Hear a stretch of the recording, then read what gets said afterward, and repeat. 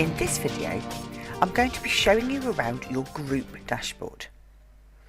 So when you log in, the first thing you see is this pink screen, which gives you important information about things such as special offers and training opportunities. You have the option to close them or to remind you again later. Having closed the pink message screen, you can now see our scrolling news bar, which tells you of any exciting developments or changes on the platform, and also has key news stories concerning data protection. Now, if you haven't logged in for a while, it's really worth just clicking on this envelope and you'll be able to see any messages that you might have missed. Under this, we have the site dashboard, which we've actually made a separate video about. So we're now going to click on the group dashboard, which is your visual overview of your route to compliance. And you can see the four main areas of your MAT and Trust portal in these four tiles. Now, to start with, we're going to look down at the bottom right hand corner, and this tile is concerned with the users across all of your schools.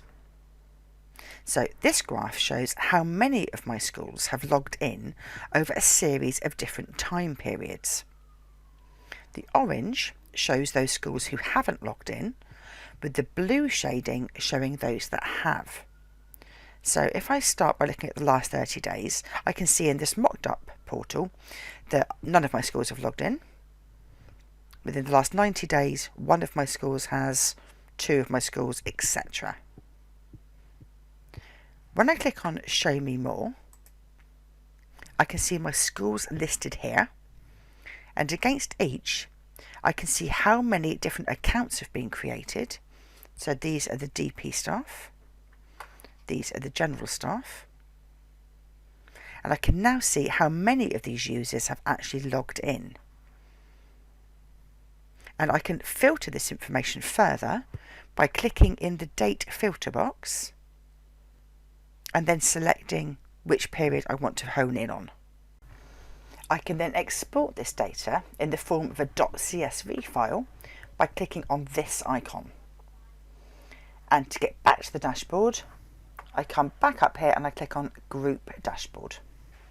We're now going to take a look at the information we have on suppliers across the trust or the MAT. So if we come to this tile and start at the bottom, we can see that across the group of schools, 37 suppliers and 95 products have been selected, and of those, 10 products have updates to their data maps, which schools need to review and then accept. And the pie chart above shows us information about the products the schools have most commonly subscribed to. So if we click on Show Me More, we can then see a breakdown of the number of suppliers and products per school.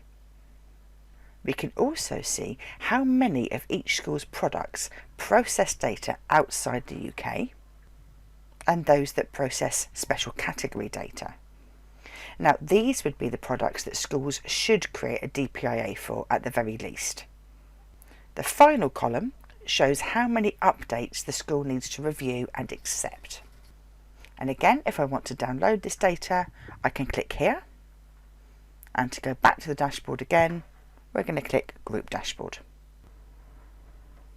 I'm going to show you the next tile, which details information about breaches and subject requests across the group. Let me talk you through this key though. So firstly, the yellow line shows the number of schools within your group that have not raised a data breach each month over the last 6 months. The grey line shows how many schools have not received a subject request within this period. This orange shading shows how many schools have raised breaches, and the blue shading shows the number of schools with subject requests per month.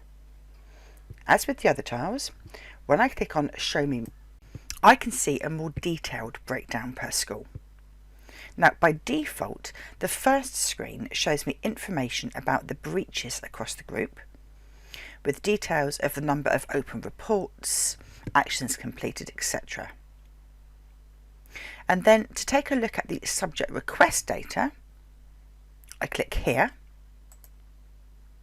and I can now review the status of requests across the group of schools. The last tile to take a look at details the status of internal audits across your group of schools. So the bars represent the 3 areas of the audit. So this is the staff self-assessment questionnaire, the school questions, and the data mapping review.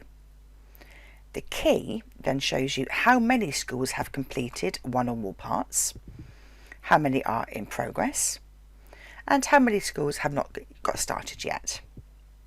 By clicking on the Show Me More link, I then get a detailed breakdown of what is happening in each school. So the first data set shows me the staff self-assessment questions, which are completed by all members of staff.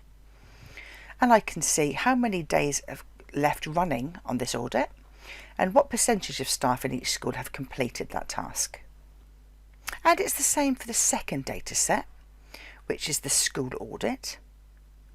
And then if I come to the bottom and just hover, that grey line will thicken to become my scroll bar, and that enables me to see the third data set, which is to do with your schools and their data mapping audit. If I wish to see the detailed breakdown of each of those dashboard tiles, I can just click on these links rather than having to go back to the group dashboard each time. Lastly, if I want to go into each school's individual portal, I come to the navigation pane, scroll to the bottom and click on Switch Schools. And as you can see, a new pane appears and the schools within my group are listed, and all I've got to do is click on the one that I want to take a closer look at.